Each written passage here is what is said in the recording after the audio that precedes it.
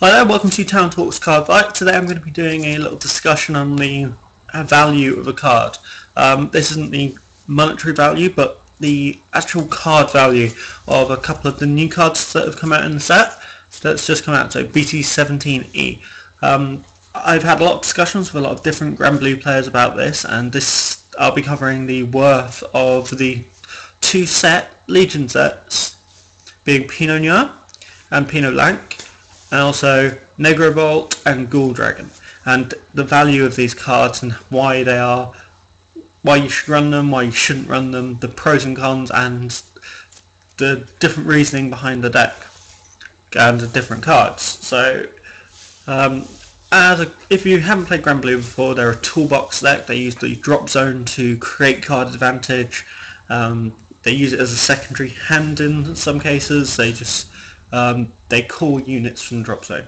They revive their pirates that just keep bringing their units back, and yeah, they are particularly good. At the moment they've gotten a lot better, but if people know, I do run the Granblue Great Nature hybrid deck, but I'll just cover the Granblue cards for now, and I will be doing a deck profile on the Great Nature Granblue hybrid deck at some point, but I just got to fine tune it a little bit.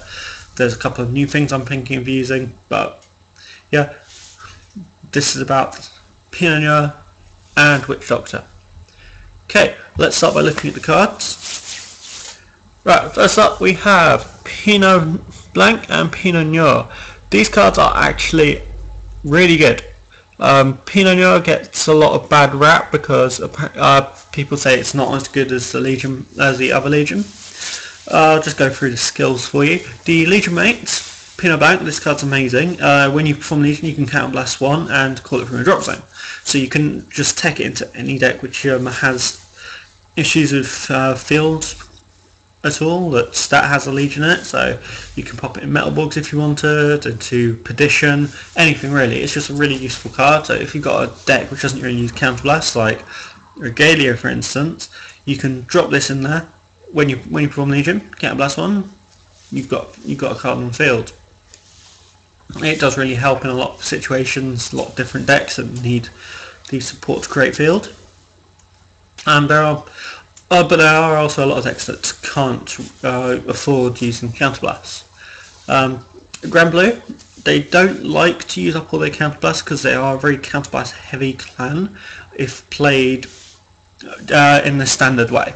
If you go for the pure Legion build, they lose a lot of their counterblast costs because a lot of the counterblast costs come from repeated use of Negrobolt and reverse, the Kokaisis reverse.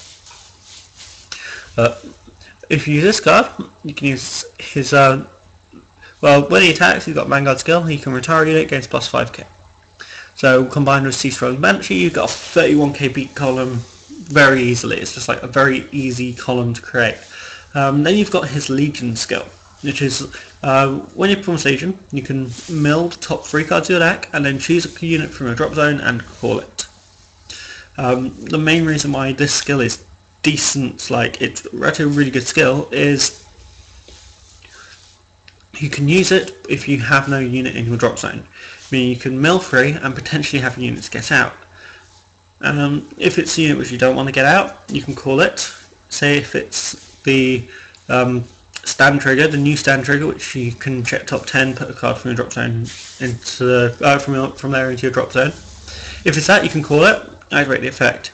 Then you can chain on the other effects of on Legion, because the way that the timing of the effects works, you have on Legion effects, you can choose which one to start. Then a unit gets called, and then you resolve the call effect before you start the next Legion's on Legion effect. So you would do the on Legion effects of calling 2 units, then you can put your starter into the soul, call the unit. This allows you to mill cards and set up your drop zone if you haven't got very many. This is the Legion you want to go first. Also, when boosted by a 5k, which will be your starter, when you're not in Legion, you retire a unit, you've got a 21, so that's good numbers, it's solid numbers. The main reason to run this card is it's solid, it doesn't require counterblast, it's very good in general. Right, Next up, let's cover Negrobolt, and this is the one which most people will know if they've seen the Japanese scene, and it's because, which people don't realise, the mate. The mate is the main reason why this card would run over Pinot. It's like the mate is incredible. When it's called from drop zone, if the attack hits, you get to retire a unit. Combined with Kokai's reverse, this is incredible. 12k beta, you run a stand trigger as well. It attacks, it restands, attacks. It causes pressure. Like, it allows on-hit pressure to be relevant in Granblue, which is something which they have never had. Yes, the Legion is nice as well when it attacks. If there's another card in center column, it's plus 3k. Also, when it attacks, if this is in Legion, you can counterblast one, retire a unit on your rear guard, and call another unit from your drop zone.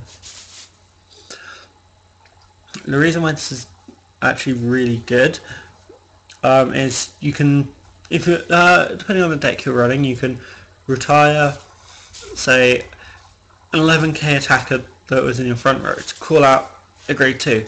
A general play which you do, you'd call 11k with a boost behind it, attack with the 11k unboosted, retire it, call out Ghoul Dragon through a drop zone, and the Ghoul Dragon pressure would cause a lot because you'd stack your triggers onto Ghoul Dragon. You stack all of your power onto Ghoul Dragon and all of your crits and stuff onto the other side. It just creates so much pressure as a card. If anyone ever says that Ghoul Dragon is a bad card, they don't understand what makes this card good. The reason it's good is it gives the pressure of being able to retire a unit. If it hits, you've got this added bonus of, oh, I have this big advantage if I hit you. I force you to lose cards, so they either have to guard or they lose a unit. So generally, once you get to a 15k to guard of that attack, they will generally not guard it because they'll lose that card advantage anyway, unless they have a particular rear guard they want to keep.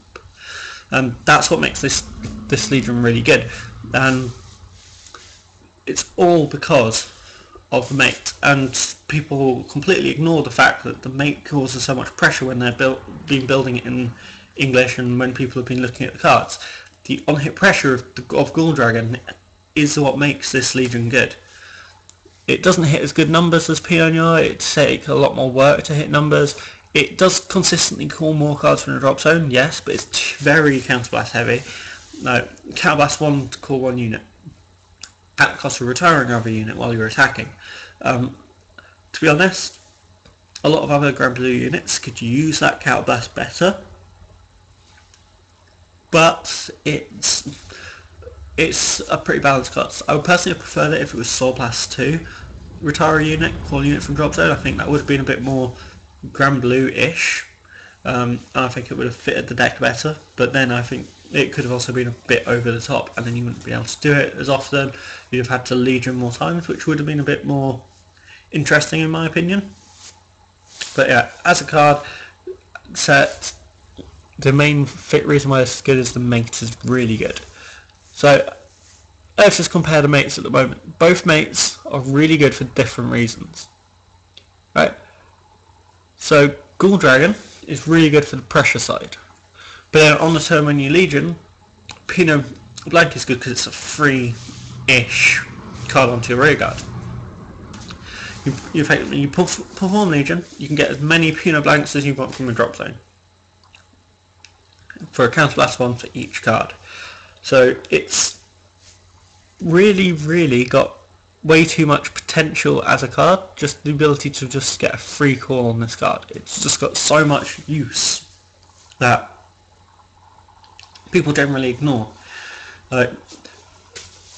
They focus too much on how they would prefer not to run Pinot Noir, so they're not going to run Pinot Blanc. But not running Pinot Blanc is a bit of a bad decision if you're going to be running any sort of Legion in the Granblue deck. And then there's people that just say don't run Ghoul Dragon because it's not that good, and then that's just ignoring the whole idea of Ghoul Dragon. Both of these mates are incredible for different reasons. You have to run both, at least 3 of each in a deck. if you're running the new Legion Granblue. Like, running 3 of each is just incredible. If you're not running Legion, drop this out, you just run 4 Ghoul Dragon. 4 Ghoul Dragons still, the on-hit pressure of, that's ridiculous for a Granblue deck. Let's just focus a bit more on these Legion units. And let's start off with card advantage wise. You put 4 cards back into your deck for Legion. That's normal. Right, this one, for the cost of milling the top 3 cards of your deck, you can call 1 unit from your drop zone. So effectively you've not put any cards back in your deck, but you get a unit for free. Okay. However, when you attack to get steroid, you do have to retire a unit. A lot of the times that's not an issue, because in retiring that unit you gain the extra 5k, which causes a massive amount of guard to be used. So the 31 swing with that is it's easy to get off, but it's a lot harder to justify doing it. Right. If we now look at Negrobolts, when it attacks you can't blast 1, retire a unit. So it's a straight +0, but it's an extra attack. Where Pinot Noir gives you a +1, potentially more, because you can call a Sea-Strolling Banshee, which causes a +2.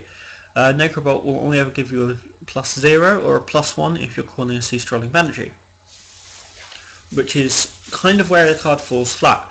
Yes, when it attacks it doesn't need to retire anything to gain the boost, but having an 8k behind it generally isn't what you're aiming for unless you're against a cross-ride deck, because the 8k booster, unless it's behind Negrobolt, it's not that good. You just want to stick with a Sea-Strolling Banshee behind your Negrobolt, because when it's behind Pinot Noir it's amazing, and it's an easy place to put your Sea-Strolling Banshees. So in general I do actually prefer Pinot Noir because it's free advantage effectively. Your Legion just gives you more cards, it gives you more things to play with. If it's done correctly you can fill your entire field for nothing. There's not a lot else you can say about the card apart from it just works really well. And people should give Pinot Noir a bit less of a dumb rap because it's a really good card and its artwork is incredible. I know Negrobolt is the Japanese meta, more used card, but Pinot Noir is actually the better card. The only reason why Negrobolt is used more, like I've said, is because its mate is better. Its mate is beyond incredible, and people don't like running a full Legion version of Granblue because they feel the Break Ride or Kokai's Reverse is more usable. Okay, I'll leave it there because I think if I go on for much longer I'll end up rambling quite a lot. So this is Towan. I've talked about Cardfight, and please just tell me what you think about this. Subscribe, like, comment, etc. and peace out.